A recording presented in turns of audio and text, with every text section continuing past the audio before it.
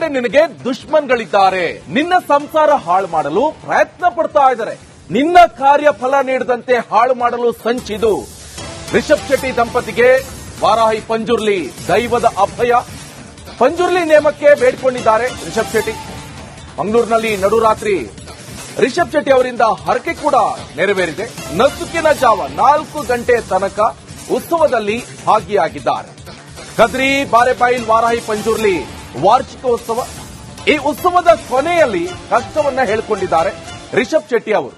ನೀನ್ ನಂಬಿದ ದೈವ ಕೈ ಬಿಡಲ್ಲ ಅಂತ ಪಂಜುರ್ಲಿ ಅಭಯ ಹಸ್ತವನ್ನ ಚಾಚಿದೆ. 5 ತಿಂಗಳುಗಳ ಗಡುವಿನಲ್ಲಿ ಒಳ್ಳೇದು ಮಾಡುವಂತ ಅಭಯವನ್ನೀಗ ಪಂಜುರ್ಲಿ ನೀಡಿದೆ.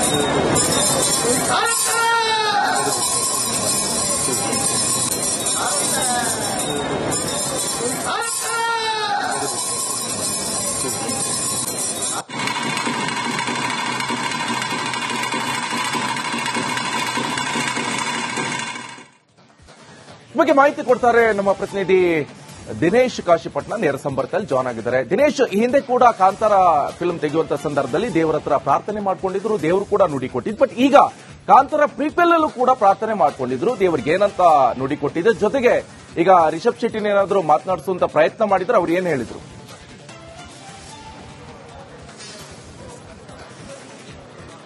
ನಿಕೇಶ್, ಏನು ಅಂತ ಹೇಳಿದ್ರೆ ಕಾಂತಾರ ಸಿನಿಮಾ ಬಹಳಷ್ಟು ಕುತೂಹಲ ಕೆರಳಿಸಿದಂತ ಸಿನಿಮಾ, ಬಹಳಷ್ಟು ಜಗತ್ತಿನಾದ್ಯಂತ ಬಹಳಷ್ಟು ಪ್ರಖ್ಯಾತಿಯನ್ನು ಪಡೆದಂತ ಸಿನಿಮಾ. ಈಗ ಕಾಂತಾರದ ಪ್ರೀಕ್ವೆಲ್ ಬರ್ತಾ ಇದೆ, ಇದಕ್ಕೆ ಒಂದಷ್ಟು ತಯಾರಿ ನಡೀತಾ ಇದೆ. ಆದ್ರೆ ತಯಾರಿಯ ವೇಳೆ ಒಂದಷ್ಟು ವಿಘ್ನಗಳು ಕೂಡ ಉಂಟಾಗಿರುವಂತದ್ದು ಕೆಲವೊಂದು ಕಡೆ. ಹೀಗಾಗಿ ಆ ವಿಘ್ನವನ್ನು ನಿವಾರಿಸುವುದಕ್ಕೆ ರಿಷಬ್ ಶೆಟ್ಟಿ ಅವರು ದೈವದ ಮೊರೆ ಹೋಗಿರುವಂತದ್ದು. ಅಂದ್ರೆ ಕದ್ರಿಯ ಬಾರೆಬೈಲ್ನಲ್ಲಿ ಇರುವಂತಹ ಜಾರಂದಾಯ ಬಂಟ ವರಾಹಿ ಪಂಜುರ್ಲಿ ದೇವಸ್ಥಾನ ಏನಿದೆ, ಇಲ್ಲಿನ ನೇಮೋತ್ಸವದಲ್ಲಿ ರಿಷಬ್ ಶೆಟ್ಟಿ ಅವರು ಭಾಗಿಯಾಗಿ, ಅಂದ್ರೆ ಕುಟುಂಬ ಸಮೇತರಾಗಿ ಭಾಗಿಯಾಗಿ ತಮ್ಮ ಒಂದಷ್ಟು ಕಷ್ಟಗಳನ್ನು ದೈವದ ಮುಂದೆ ಅರಿಕೆ ಮಾಡಿಕೊಂಡಿರುವಂತದ್ದು.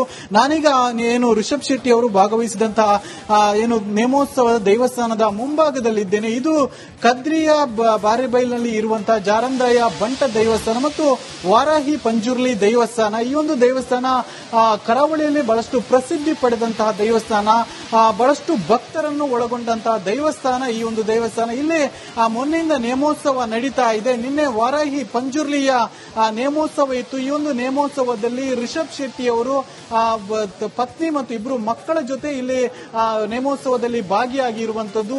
ಏನು ರಾತ್ರಿ 11 ಗಂಟೆಯಿಂದ ಬೆಳಗಿನ 4 ಗಂಟೆವರೆಗೂ ಕೂಡ ನೇಮೋತ್ಸವದಲ್ಲಿ ಭಾಗಿಯಾಗಿರುವಂತದ್ದು ರಿಷಬ್ ಶೆಟ್ಟಿ ಅವರು. ನೇಮೋತ್ಸವದ ಸಂದರ್ಭದಲ್ಲಿ, ಅಂದ್ರೆ ನೇಮೋತ್ಸವದ ಕೊನೆಗೆ ದೈವ ನುಡಿ ಕೊಡುತ್ತೆ, ಆ ಒಂದು ನುಡಿಯಲ್ಲಿ ಕೂಡ ಭಾಗವಹಿಸಿ ಒಂದಷ್ಟು ಕಷ್ಟಗಳನ್ನು ದೈವದ ಮುಂದೆ ಇಟ್ಟಿರುವಂತದ್ದು. ಕಾಂತಾರ ಸಿನಿಮಾದ ಬಗ್ಗೆಯೂ ಕೂಡ ದೈವದಲ್ಲಿ ಕೇಳಿಕೊಂಡಿರುವಂತದ್ದು, ಅಂದ್ರೆ ಕಾಂತಾರ ಸಿನಿಮಾದ ಬಗ್ಗೆ. ಆಗ ದೈವ ಒಂದಷ್ಟು ಮಾತುಗಳನ್ನು ಕೂಡ ಹೇಳಿರುವಂತದ್ದು. ಅಂದ್ರೆ ಜಗತ್ತಿನಾದ್ಯಂತ ಕಾಂತಾರ ಪ್ರಸಿದ್ಧಿ ಪಡೆದಿದೆ. ಒಂದಷ್ಟು ಈಗ ನಿಮಗೆ ದುಶ್ಮನ್ಗಳು ಕೂಡ ಒಂದಷ್ಟು ಇದ್ದಾರೆ. ಕಾಂತಾರದ ಮುಂದಿನ ಸಿನಿಮಾದ ಕಾರ್ಯಫಲ ಏನಿದೆ ಅದಕ್ಕೆ ಒಂದಷ್ಟು ಅಡ್ಡಿಪಡಿಸ್ತಾ ಇದ್ದಾರೆ. ಹೀಗಾಗಿ ನೀನು ಯಾವುದೇ ರೀತಿಯಂತ ಭಯಪಡುವಂತ ಅಗತ್ಯ ಇಲ್ಲ, ನಾನು ನಿನ್ನ ಬೆನ್ನ ಹಿಂದೆ ನಿಂತು ಕಾಪಾಡ್ತೇನೆ ಮತ್ತು ಏನೋ ಕಾಂತಾರ ಸಿನಿಮೆ ಏನಿದೆ ಇದಕ್ಕೆ ಏನೋ ಯಾವುದೇ ರೀತಿಯಂತ ವಿಘ್ನ ಬಾರದಂತೆ ನೋಡಿಕೊಳ್ತೇನೆ, ಅಲ್ಲದೆ ಕಾಂತಾರ ಏನು ಮುಂದಿನ ಸಿನಿಮಾ ಏನಿದೆ ಅದಕ್ಕೆ ವಿಘ್ನ ಬಾರದಂತೆ ನೋಡಿಕೊಳ್ತೇನೆ, ನನಗೆ ಸೇವೆ ನೀಡು ಅನ್ನುವಂತ ಒಂದು ಅಭಯವನ್ನು ಕೂಡ ನೀಡಿರುವಂತದ್ದು. ರಿಷಬ್ ಶೆಟ್ಟಿ ಅವರು ಕೂಡ ಈ ಒಂದು ನೇಮೋತ್ಸವದಲ್ಲಿ ತಲ್ಲೀನರಾಗಿ ಭಾಗವಹಿಸಿ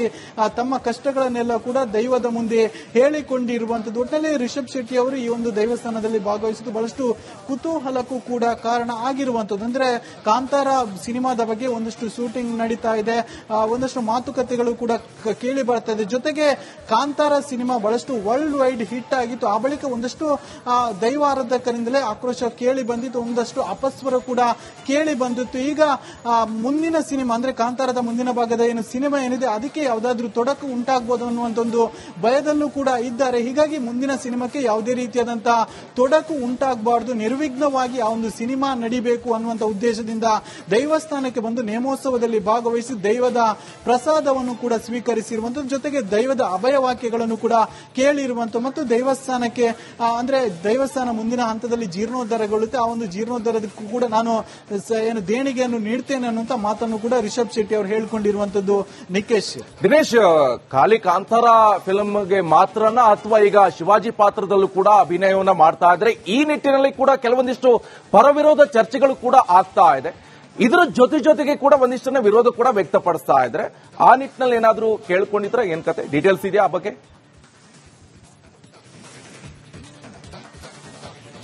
ನಿಕೇಶ್, ಸದ್ಯದ ಮಾಹಿತಿ ಪ್ರಕಾರ ಇದು ಕಾಂತಾರ ಸಿನಿಮಾದ ಬಗ್ಗೆನೇ ಕೇಳಿದ್ದಾರೆ ಅಂತ ಹೇಳಲಾಗ್ತಿದೆ. ಅಂದ್ರೆ ಕಾಂತಾರ ಸಿನಿಮಾ ಇರುವಂತದ್ದೇ ಅದು ದೈವದ ಕಥಾ ಹಂದರ ಇರುವಂತಹ ಸಿನಿಮಾ.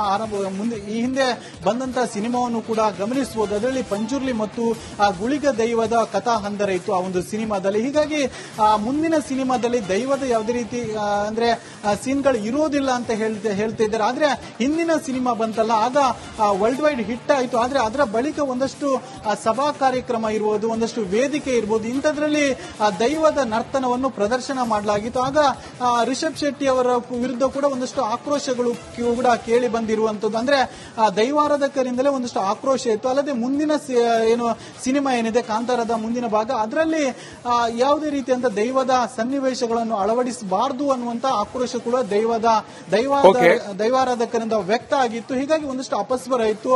ಆದ್ರೂ ಕೂಡ ಅಪಸ್ವರದ ನಡುವೆ ಕೂಡ ಸಿನಿಮಾ ಶೂಟಿಂಗ್ ನಡೀತಾ ಇದೆ. ಈಗ ಒಂದು ಹಂತಕ್ಕೆ ಬಂದು ನಿಂತಿದೆ. ಹಾಗಾಗಿ ಮುಂದಿನ ಹಂತದಲ್ಲಿ ಯಾವುದೇ ರೀತಿಯಾದಂತಹ ವಿಘ್ನ ಬರಬಾರದು ಅನ್ನುವಂತ ಕಾರಣಕ್ಕೋಸ್ಕರ ವಾರಾಹಿ ಪಂಜುರ್ಲಿ ಅಂದ್ರೆ ಕಾಂತಾರ ಒಂದರಲ್ಲಿ ಕೂಡ ನಾವು ನೋಡಬಹುದು ಆ ಪಂಜುರ್ಲಿಯ ಸನ್ನಿವೇಶ ಇತ್ತು. ಹೀಗಾಗಿ ಅದೇ ಪಂಜುರ್ಲಿಯ ಮುಂದೆ ತಮ್ಮ ಕಷ್ಟಗಳನ್ನು ಹೇಳಿಕೊಂಡಿರುವಂತದ್ದು ಮತ್ತು ನಿರ್ವಿಘ್ನವಾಗಿ ಸಿನಿಮಾ ನೆರವೇರಬೇಕು ಅನ್ನುವಂತ ದೃಷ್ಟಿಯಲ್ಲಿ ದೈವದ ಮುಂದೆ ಪ್ರಾರ್ಥನೆಯನ್ನು ಕೂಡ ರಿಷಬ್ ಶೆಟ್ಟಿ ಅವರು ಮಾಡಿರುವಂತದ್ದು. ನಿಕೇಶ್, ಆಲ್ ರೈಟ್, ಎಲ್ಲೆಡೆ ನಿನಗೆ ದುಶ್ಮನ್ಗಳಿದ್ದಾರೆ, ನಿನ್ನ ಸಂಸಾರ ಹಾಳು ಮಾಡಲು ಪ್ರಯತ್ನ ಪಡ್ತಾ ಇದ್ದಾರೆ, ನಿನ್ನ ಕಾರ್ಯ ಫಲ ನೀಡದಂತೆ ಹಾಳು ಮಾಡಲು ಸಂಚಿದು.